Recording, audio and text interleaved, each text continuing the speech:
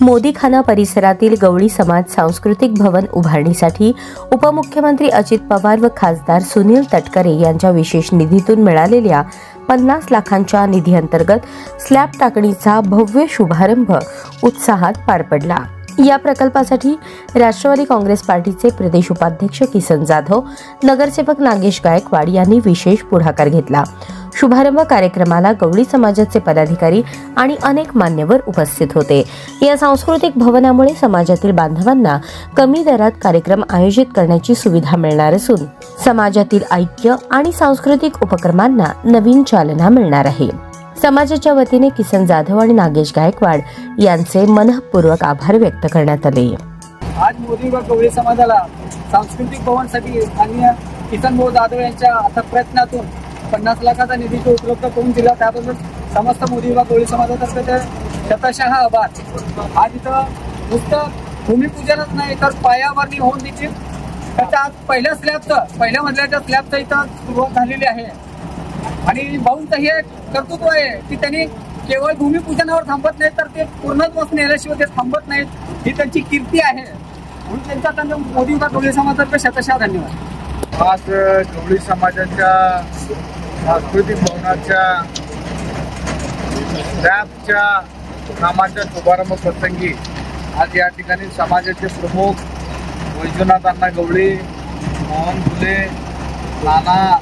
कलागते, मारुती दिवटे, अमर नायकू, मयूर एंबोळी, मनोज उच्चे, गणेश गणप्पा, सुभाष दिवटे, निखिल उच्चे आणि सर्व गवळी समाजातील बांधव या ठिकाणी मोठ्या संख्येने आज उपस्थित आहे। राज्याचे तरुण तडफदार उपमुख्यमंत्री आदरणीय अजितदादा पवार साहेब, खासदार तथा राष्ट्रवादी काँग्रेस पार्टीचे प्रदेश अध्यक्ष सुनीलजी तटकरे साहेब या दोघांच्या माध्यमातून सोलापूर शहरामध्ये गवळी समाज सांस्कृतिक भवन बांधण्यासाठी 50 लाख रुपये